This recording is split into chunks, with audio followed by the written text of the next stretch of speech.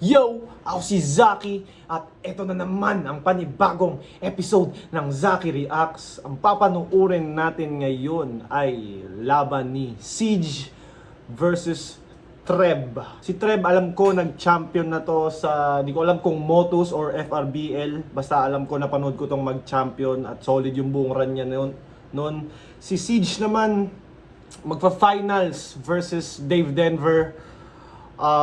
Nakita ko yung laban, judge ako sa laban ni Siege versus sino ba to, Pamoso, sa sobrang bakbakan na laban, sobrang gandang laban at yun, parehas tong mga malulupit, mga upgraded na battle rappers, kaya hindi ko na papatagalin pa, umpisahan na natin ang panggagatas. France kay St. Ice at nanalo ng coin toss si Treb. Pili niyo mauna si Siege. Tig 2 minuto dapat. Pakinggan natin. Unang bana try to fuay day 2. Siege. Yo, pa-experience lang. Flip top game! Yo, ako nga pala si Siege. Kaisa-isang outsider ngayong POI galing sa lugar ni Hansel Cabo. May bahid rin ng motos kaya sagot ko hindi kung mauubusan ba ng amo. And boy, I hate to break it bad, pero hindi basta sisaw itong dayo. Dahil ang pinadala nilang manok ngayon tol ay may katok ni Gustavo Malabo na matakot pag alam mong Manok na may katok ni Gustavo. Hindi ko na-gets, guys. Break it bad. May sinabi siya break it bad eh. Tapos manok ni Gustavo. Hindi ko na-gets. Guys, maki-explain sa mga mas may deeper knowledge pagdating sa... Ewan ko kung Breaking Bad, Gustavo, or it's something else. Tangina, unang punchline, hindi na-gets. Reaction video na hindi nakakaintindi. galing ng Davao, kalkulado ang galaw. Kung pumunta ka para sa tryouts, break it back motos kaya sagot ko hindi kung mauubusan ba ng amo. And boy, I hate to break it bad, pero hindi basta sisaw itong dayo. Dahil ang pinadala nilang manok ngayon tol ay may katok ni Gustavo Malabo na matakot pag alam mong galing ng Davao, kalkulado ang galaw. Kung pumunta ka para sa tryouts, mararanasan mo yung larong Mindanao. Kampiyon ka ng 1-up. After Larong Mindanao, basketball ng Mindanao, men. Nakapag-basketball ako sa Davao. Patayan talaga, tapos ice tubig lang yung pusta. Tangina, pero kahit naiwan mo na, habulin ka talaga tol, kahit gumulong-gulong kayo sa simento. Tangina, wala silang pakialam, basta mabutata ka nila. Physical masyado. Tapos yung mga nakikita nyo sa internet na nagyayakapan, may mga ganong laro talaga. Meron ding mga places na medyo basketball pa. Yung iba kasi wrestling na talaga. Tapos pag nagreklamo ka, sasabihin sa'yo, tawag ka lang ng foul, tol. Pag ginanong ka, tawag ka lang ng foul. Walang doon. Tangina, dito kasi sa Manila, pagka, di ba, basketball, pag na-foul ka, foul lang yun. Nahampas, natapik ka ng alanganin, nabunggo ka. Pero pag ni-wrestling ka, iba na yun eh. Dito, mapapaaway ka pag naglaro ka ng ganun. Anyways. neto ikaw ay 6 feet under pag binaon kita sa hukay. Kupal na kampiyon, sige magsama kayo ni Lord Manuel sa kabilang buhay. Di nga umubra yung umaastang may sungay. Ikaw pa kaya na sobrang wak mo iho at dito hilaw ka. Tatapat ka na nga lang sa dayo tol dito sa phenomenal pa. Pero bakit ikaw? Puro katalo last year iho. Halos wala kang battle ngayong taon. Sino dito ang nagreto? Dahil lang sa title kaya merong slot na parang gladiator. Nilakad ka lang ni Ryan. Di dapat siya kaharap ko dito. Hindi mo deserve ang POI. Wala akong nakita na proseso. Ang tagal mong nasa day off. Ba't ka pa bumalik? Kala niya easy to na work kaso punong-puno ng Siege. I will put this sucker into sleep gamit ang extended ko na clip. Bow! Extended yung leave. Cause bitch, magyayabang ka ng title, Extended yung leave. experience, outside FRBL, isa kang champ na tulunan, dapat pangalan mo Adrian Broner. Anong silbi ng title at awards if you're a fucking loser? Si Adrian Broner, actually gusto kong fight. Nung mga panahon na tinatrash talk ni Adrian Broner si Manny Pacquiao, hindi ko siya ganun ka trip pa kasi parang hindi pa rin ako nakapag-testing ng konting training ng boxing, kaya medyo nanonood lang ako as a fan. Tas nung siguro na testing kong mag-training ng konti, sparring ng konti, na-realize ko na tangina sobrang galing pala ni Adrian Broner at like sana makapag-comeback pa siya. Napapanood ko sa yung mga clips ng stream niya, kasama niya yung parang tropa niya na di ba naging alcoholic siya. Tapos ngayon parang nagte-training siya ulit. Tapos hinahamon niya si Ryan Garcia. Alam ko medyo malabo yun sa ngayon, pero pag may isang malupit na laban si Adrian Broner na ma-prove niya na deserve niyang makalaban si Ryan Garcia, feeling ko mangyayari yun dahil maraming nakasubaybay kay Broner ngayon dahil parang ano nga, 'di ba, nag-downfall siya, nawala lahat ng pera niya. Naging broke siya, tapos ngayon paakyat siya ulit. So we'll see. Excited ako makita yun. So fuck all of your possession, pag solid kaharap, nagko-commit ka ng turnover. Kasi, Treb, ikaw yung tipo na immature pagdating sa battle, sobrang nonsense. Tingnan nyo, dahil tryouts to, akala niya padamihan lang ng punches. What? Ilan tayo sa POI? 16? Lahat ng yan, kayang mag-technical all day. Pero punto pa rin ang basihan, bet. So I'll say, if you are writing para sa right off, do it the right way, gets? Yung sa akin, simple lang. Para sa inyo ba, paano ba dapat ang battle rap? Paramihan ng punches? Like, sa akin, dati ganun din ako eh. Like, iniisip ko, tangina, paramihan ng punchlines. Kung, di ba, parang paramihan ng puntos. Pero if that's not the way, what's the right way? Di ba, parang gaya nga ng sabi nila, subjective ang battle rap, walang like isang way of winning, way to win. Wala ring kumbaga rules kung ano dapat ang gawin at hindi. Merong mga dapat hindi. Merong hindi ka dapat gawin. Pero like may mga iba na binoboto nila yung tama dyan, puro punchlines, punchline count. Yung iba naman, mas na-amaze sa mga gimmick or sa mga like something surprising. So, iba-iba ang preference. So, parang, yun nga, there's different ways to do it. And walang isang bag. Hindi siya kagaya ng basketball na nasa isang rules lang eh. Parang ganun. Pero promise, may punto aking mga line. Sa sobrang sakit, mapipilitan kang mag-rebat kahit hindi na nagra-rhyme. I mean it. Ngayong nagkaharap tayo, I make you humble, bitch, you'll be flattered. Kung well-prepared ka mambastos o uwi kang well-mannered, you'll be shattered into pieces. Ngayong nagkaharap tayo, I make you humble, bitch, you'll be flattered. Kung well-prepared ka mambastos o uwi kang well-mannered, you'll be shattered into Well-prepared ka mambastos, uwi kang well-mannered. pieces. Kaya payo ko, Trey, I stay hidden. Itong si Trey, mabubura sa poster, parang kaharap niya vintage Blake Griffin. I'm way different. Pag sinabi kong knockout tong si Trey, Pag ano, Blake Griffin talaga, lagi ko naririnig yung way different na scheme din, ay, or na rhyme din eh.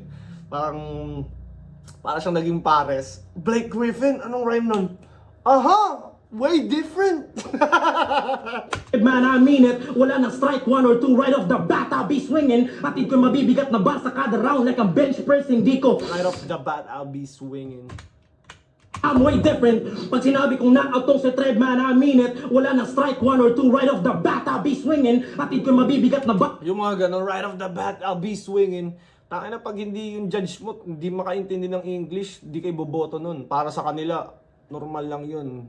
At maraming hindi nakakaintindi ng English dyan. Para sa kanila, ano sinabi nun? So hindi ka nila pupuntusan. Sa kada round like ang bench press, hindi ko papahingahin si... Pag sinabi kong knockout tong si Trev, man, I mean it. Wala na strike 1 or 2 right off the bat, I'll be swinging. Atid ko mabibigat na bar sa kada round like ang bench press, hindi ko papahingahin si Trev. Bawat shots ay breathtaking dahil... Ibang-iba tayo, Trev. Kung gutom lang sa battle, ito ang patunay. Andito ka para magyabang ng kakarampot mo na husay. Andito ako para ipakita kay Arik ano kaya kong gawin sa isa buhay. Dahil matagal na itong nakadesenyo sa akin, bye, I'm here to take over. This shit's all mine. Bawi ka na lang sa susunod, cause this ain't your time. I knew I'm not lying. Round 1 pa lang, pero si Trev nangangamoy na POI 9. Unang banat, pakinggan natin!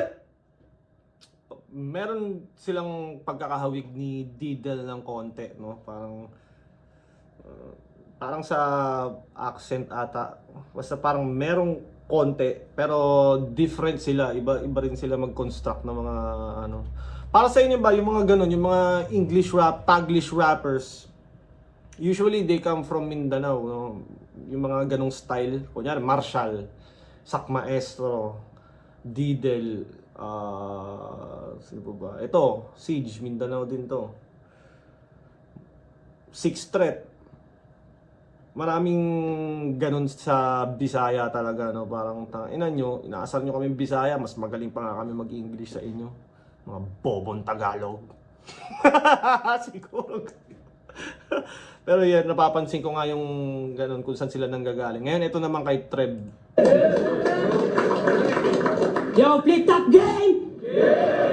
Langit lupa tournament!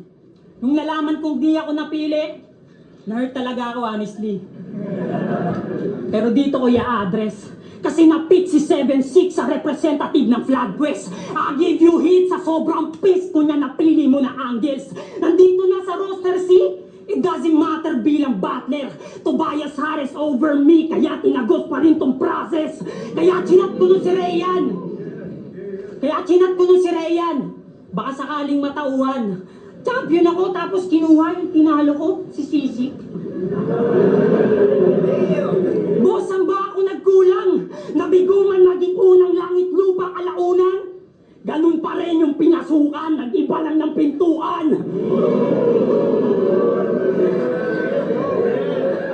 Yeah, what's up? Siege? Sheesh! Alam mo ba't napapayag ako, pre? Nung nag-chat si Boss Arik, unang basa ko sa pangalan mo. Sige. May aggression, tapos transition sa jokes. Ikaw pala yan?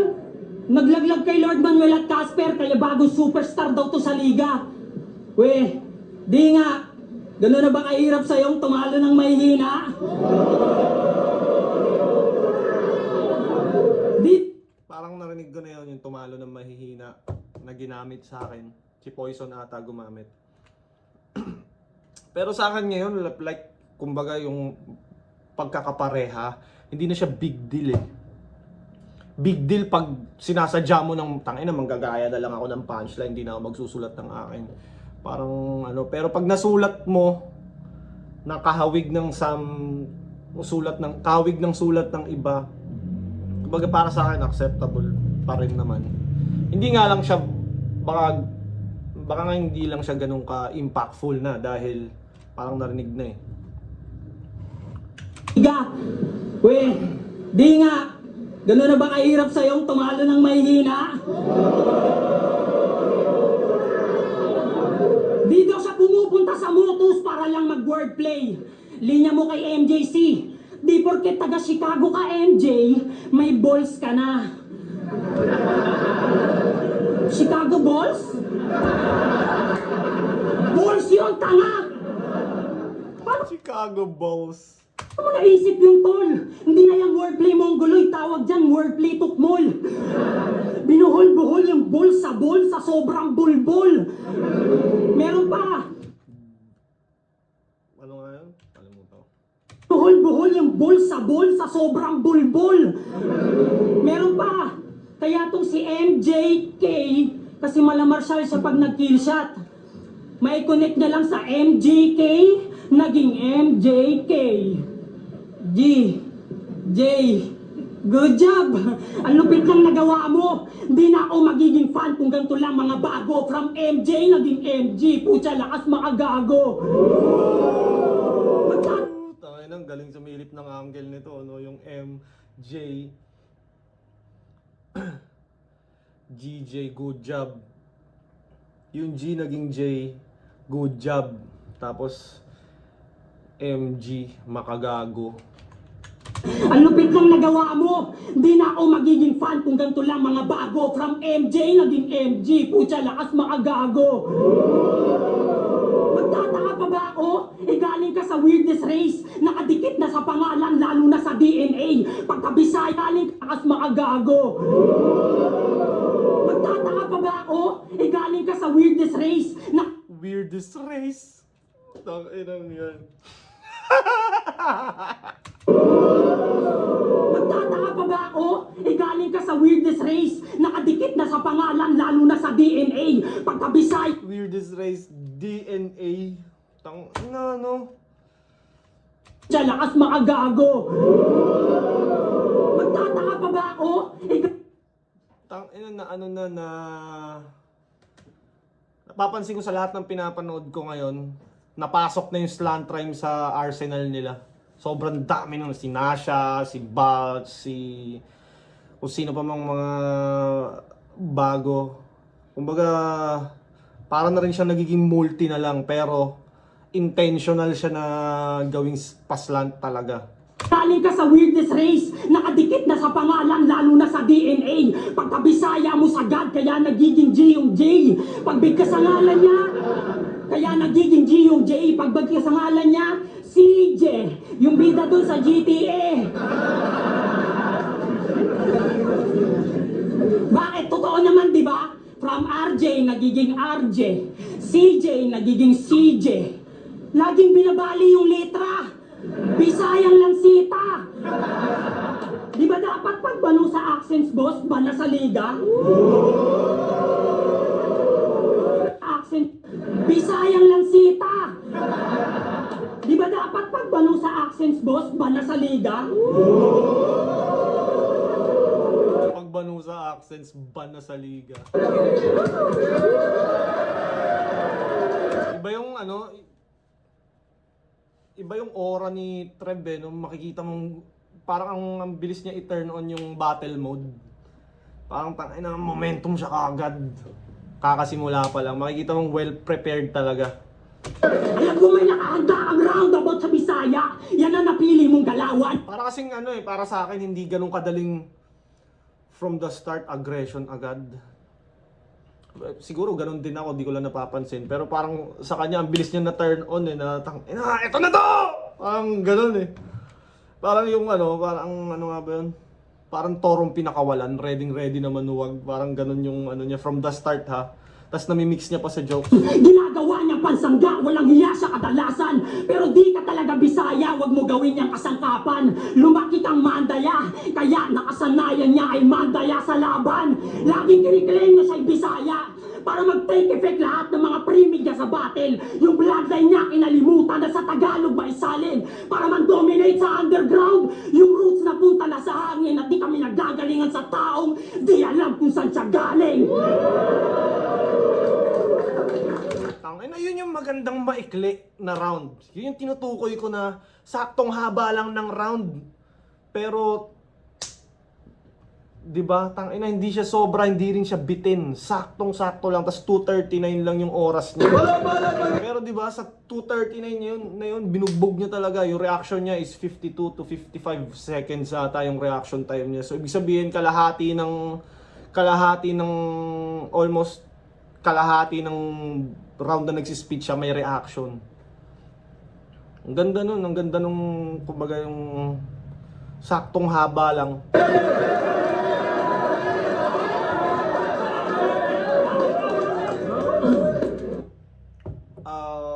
Pareha silang magaling, pinagkaiba sa kanila. Parang mas natural English speaker si Siege kumpara kay Trev. Pero parehas naman tama yung mga gamit nila sa grammar nila, mga ganon. Naging grammar police na naman eh, no? Yo! Casper daw at saka Lord mahina. Sino dito nanonood ng Motus? Trev versus Kilan. Itong batang tabing lawa luluhod sa kampiyon ng flood. Wow, yabang tangina. Ang kaso nung nag-speak na si Kilan, tanggal angas ka bigla. Dinaan siya sa kulit mga boss, binuli ang kumag. Hindi na-handle mga jokes, parang pikunin kausap. What? Kala ko may Hindi na-handle mga jokes, parang pikunin ka usap. kaso nung nag-speak na si Kilan, tanggal angas ka bigla. Dinaan siya sa kulit mga boss, binuli ang kumag. Hindi na-handle mga jokes, parang pikunin kausap. What? Kala ko may manalo yung Kilan kasi daw skill ditong gago. Mayabang pa sa round 1 kasi daw kampiyon nga to.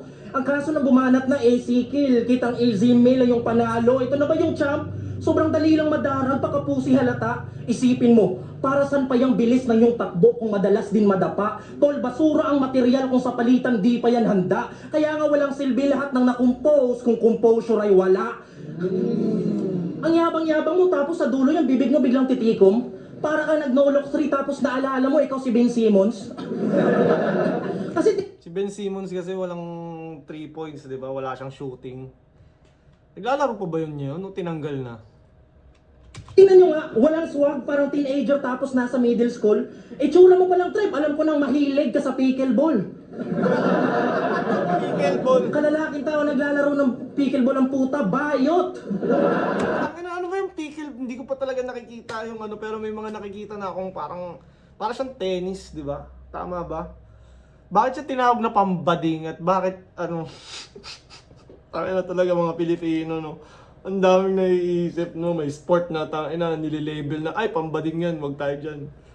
Parang gano'n eh. Yeah, cause you're too soft and we're not the same, amigo. The only time you're more advanced is maaga kang magre-retiro. Malambot ka pa, iho. The only time you're more advanced is mauuna kang magre-retiro, tama?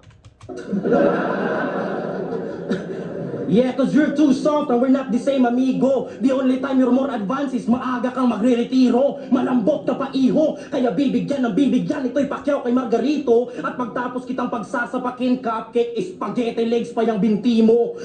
Ang sabi mo, tapos kitang pagsasapakin, cupcake, spaghetti. Ang bibigyan, ito'y Pacquiao kay Margarito. At pagtapos kitang pagsasapakin, cupcake, spaghetti legs pa yung binti mo.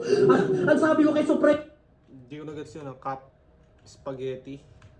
ang puta, bayot!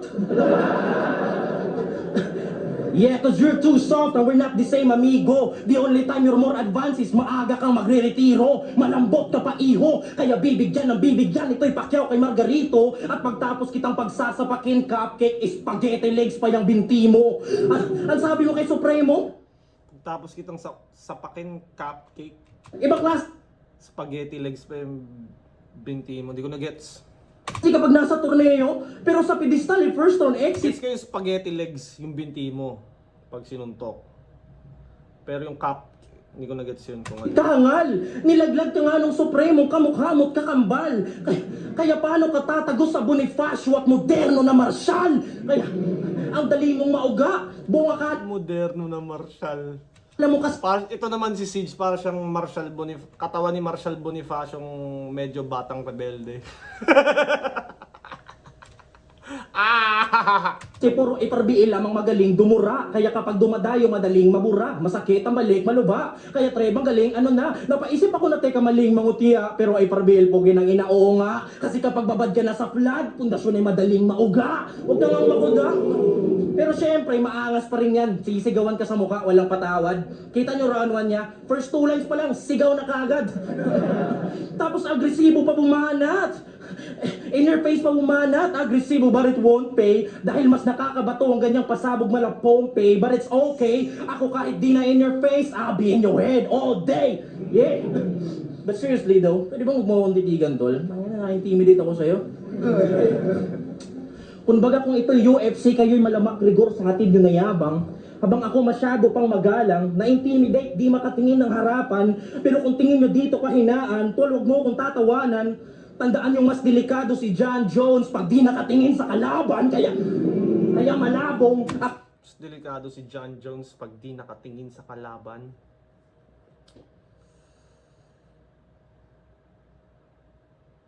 Ano ba tinutukoy niya, yung elbow shot, yung elbow strike, ay shoulder strike na hindi nakatingin?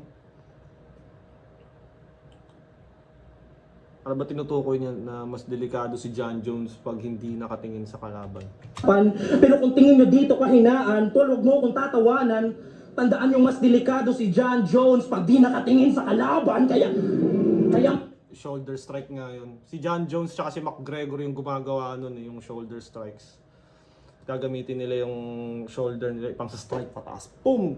Tatama dito or kung saan man. Pwede pag natatimingan ka sa ilong, natamaan ka ng balikat sa ilong, puta. Tapos tatalon yun galing sa baba eh.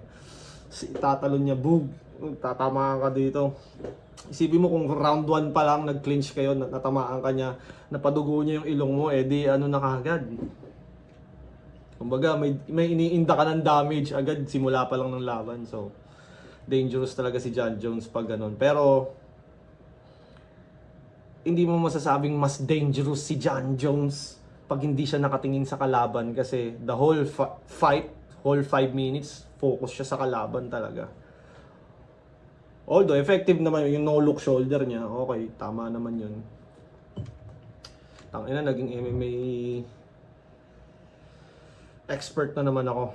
Malabong, ako'y madali mo. Taga dito kang Maynila pero batangwak nito. Habang hatid ko dito sa Maynila klasiko. Kaya ano ngayon kung kampiyon ka ng one-up flyweight, tangina mo. Walang silbi kung natapat sa tigawa sa titulo, walang sinabi to. Tipong magyayabang ka ng flag tapos kaharap mo Zaldi ko.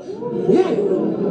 Pangalawang ikot pa lang, Trev, payo ko'y maiging huminto. Lakasan mo pagsigaw ng flip-top game na magiging huli mo. Kalaban at pahinga natin! Yo, game.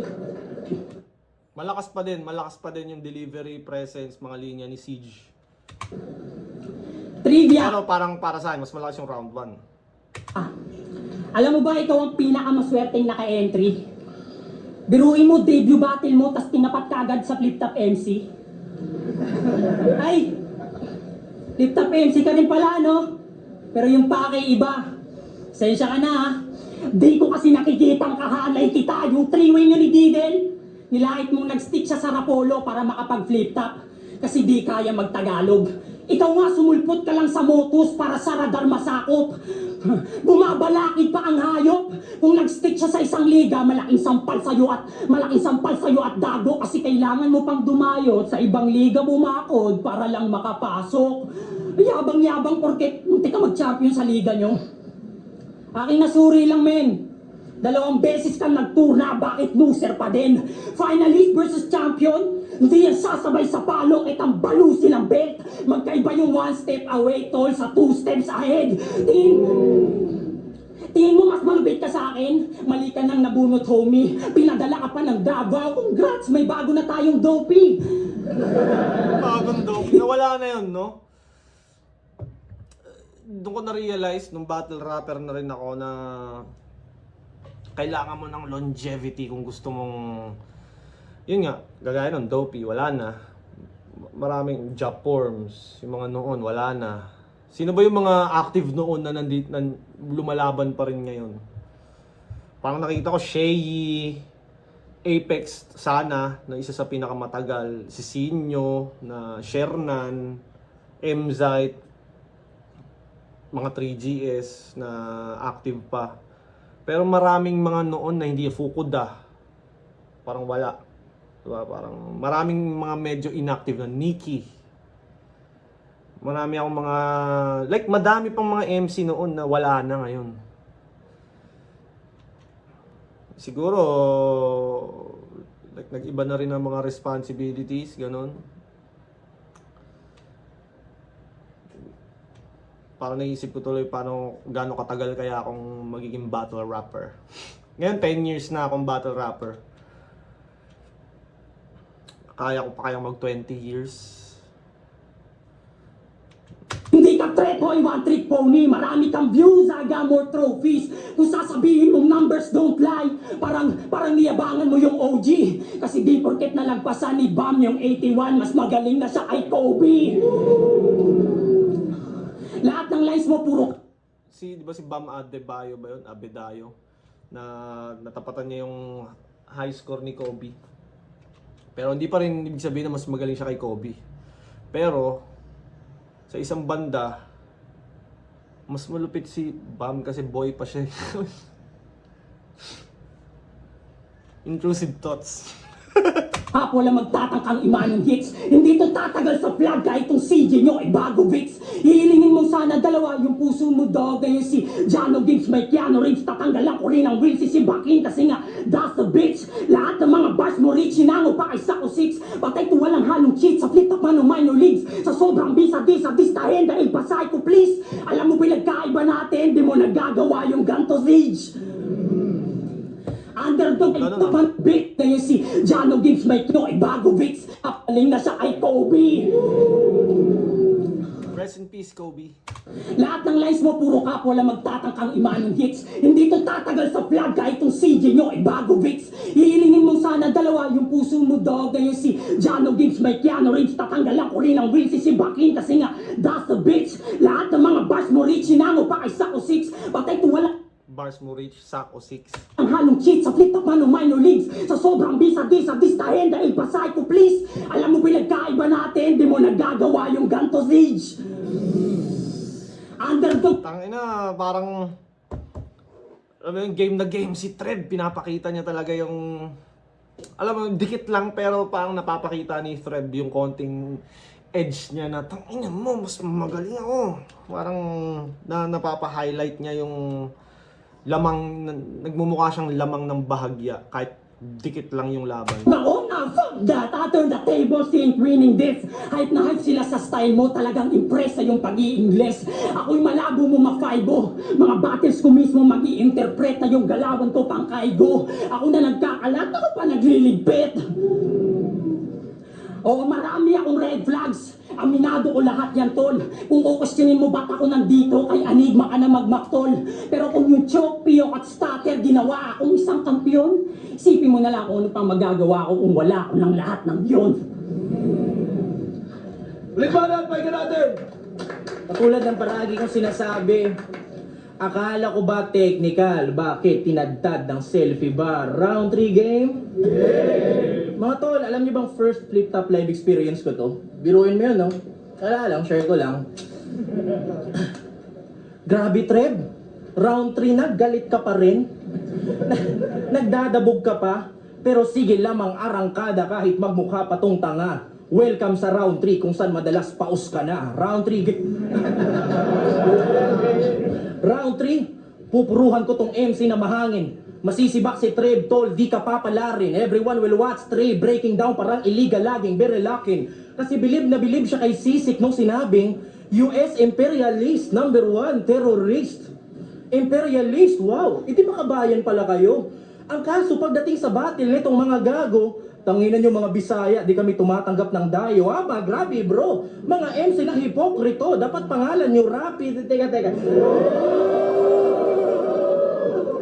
MC na hipokrito.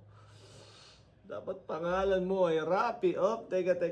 Tangina, ganun na yung tingin kay Rappi to sa battle rap, no? Wala nang rumirespeto kay Rappi do. Parang lahat na lang, lagi na lang siyang natatrash talk.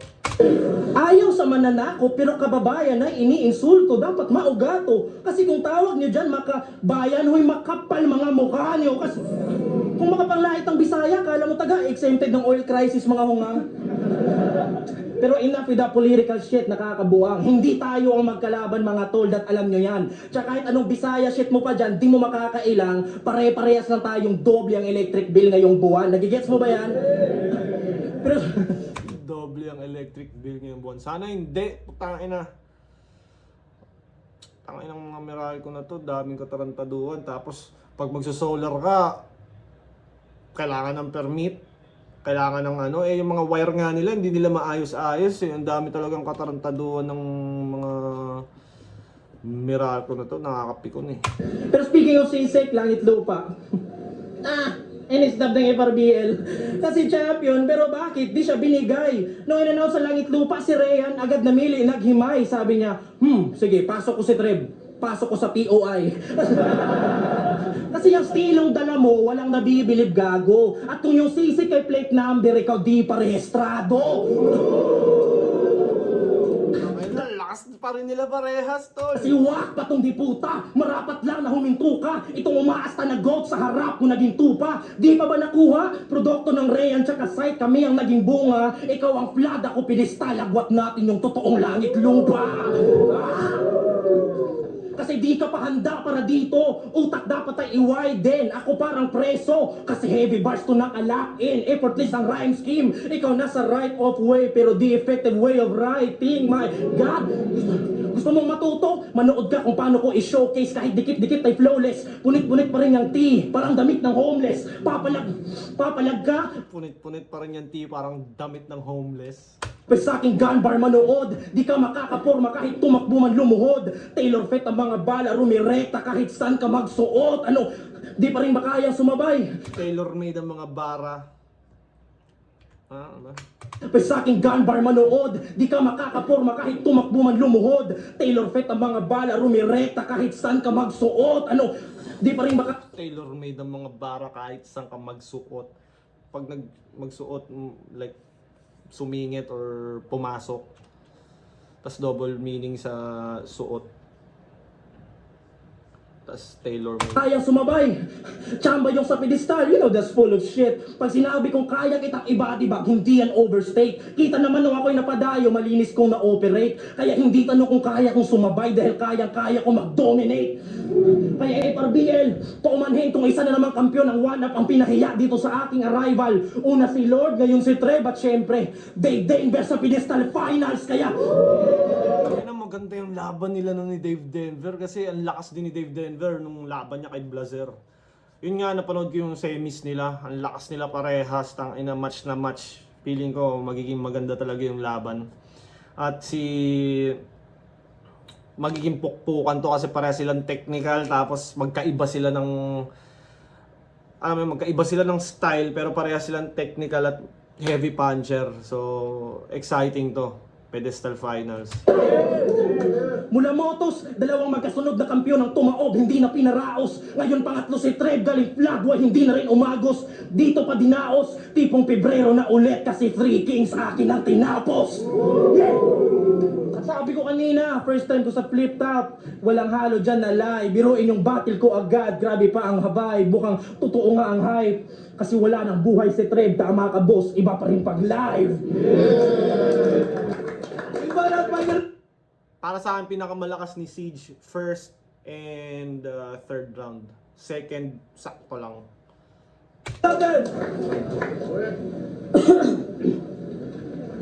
Kita nyo?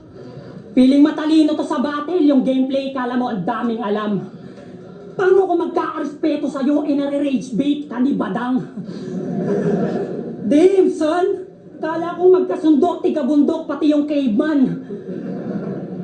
Pinag-aaral ng magulang, umakyat pa nga ng stage yan. Biruin mo, college grad ka, tas nakasar ka lang ng grade 1. Pero wala na akong magagawa. Grade 1 daw si Wala Badang. eh. Go, samahan nyo kay Badang. Hindi naman siguro grade 1 si Badang, mga grade 3 naman, ganun. Ganyan trip na magabay. Pero sisiguraduhin kung magsisisi ka sa live. Imbis kay Badang, sa aking kamay mo pa na piling mamatay. Sa pedestal to, nag-stand out after pagdating niya dito naging basic na. Mga gunbars mo, parang Diyos sa battle. Paano pag ako na yun na-trigger niya? Sinilig si Lord Manuel at Casper, pero para sa akin ay beginner pa. Nag-stick lang sa Lord at ghost na angle. Kala ko ba sabi mo creative ka? All 3 rounds, ginagasgas lahat ng angulo sa Motus. Sobrang haba pa mag-setup, daig mo pa nag-open forum. You used to waste a fucking damn time, parang Blazers mo. Yun na, you used to waste a fucking damn time. All 3 rounds, ginagasgas lahat ng angulo sa Motus. Sobrang haba pa mag-setup, daig mo pa nag-open forum. You used to waste a fucking damn time, parang Blazers nung nag-autumn. Masanay ka sa mid. You used to waste a fucking damn time. You used to... You used to waste a fucking damn time, parang... You used to waste a fucking damn time. Sige, hindi na ako magsasabi. Sana may makakita pa nito. Correct ba yung grammar o hindi? Kayo na sumagot. Gusto ko malaman yung sagot nyo at gusto ko rin malaman kung matatalino ba yung mga subscribers ko. Kaya guys, paki-comment. Blazers nung nag-autumn. Masanay ka sa mid, dito sa flip top, you got no room. Kaya wag mong iani sa akin, mga tulad mong MC, CJ, magkaiba tayo ng column. Damn, time, CJ, MC, column. Yung thought di mo nakuha. Ano yun J. McCollum, Trailblazers ba? Sa akin, Time. mga tulad mong MC, CJ, magkaiba tayo ng column. Damn, time, CJ, MC, column. Yung thought di mo nakuha. Kailangan pa bang ipaliwanag at ibida sa madla? All you had to do is follow the damn train, CJ. Bakit di mo magawa? Kala mo di ko alata? Na sumali ka ng pedestal kasi na-inspired ka kay Jabo. Napatunayan mo kahit Mongoloid nagcha-champion kaya umentra yan. Napatunayan mo kahit mongoloid nagcha-champion kaya umentra yan. Nagro-robotics pa yan pag kinakausap, nakakalimutan mo atang fake ka lang. Kung metatak ng metang wak tong AI nyo si Jay Palag, paglalaruan ko lang tong feeling cyborg na yung laban ka kay Vegapunk. Kaya pansinin nyo, nagre-react sa sariling lines. Every punchline laging may, yeah! Ah! Shit! Jabong-jabo yung blueprint. Kaso na oversaturated na yung tulad mong stupid, yung panggagaya mo, para mga face swap content ni Blizzard, sobrang pangit ng result. Ako, di ko naman nakikita si Jabbo kay Siege. Pero, yeah, angle yan eh. Pero parang, parehas silang style na taglish. Pero, mas naano ako kay Siege. Mas nahahawigan ako kay Siege kay Didel. Jabong-jabo yung blueprint. Kaso na oversaturated na yung tulad mong stupid, yung panggagaya mo, para mga face swap content ni Blizzard, sobrang pangit ng result, Siege.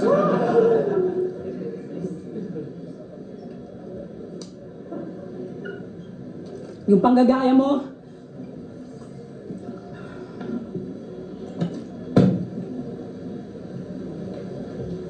sobrang pangit ng result, Siege. Bullshit! Ayan, kaagamit mo ng AI, nasasayang na yung tubig!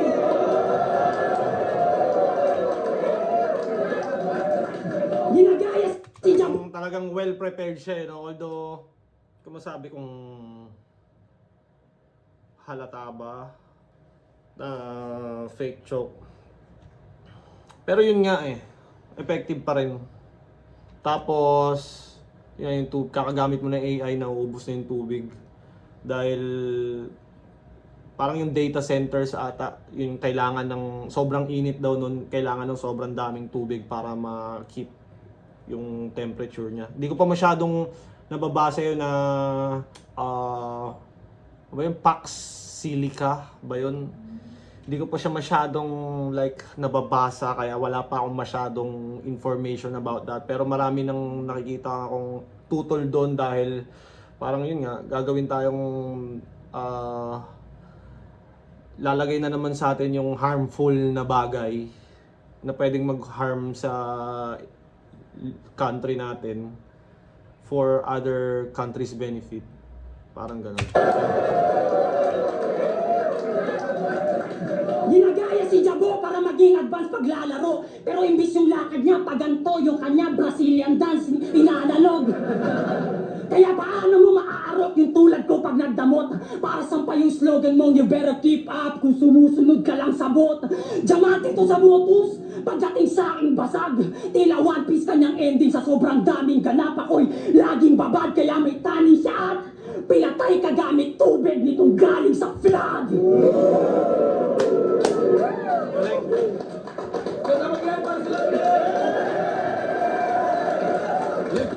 Bukod sa naaangatan na nga ni Treb sa performance, sa pangalawa pa siya bumanat ata. So, Pride of Way Day. talagang napakinabangan niya lahat.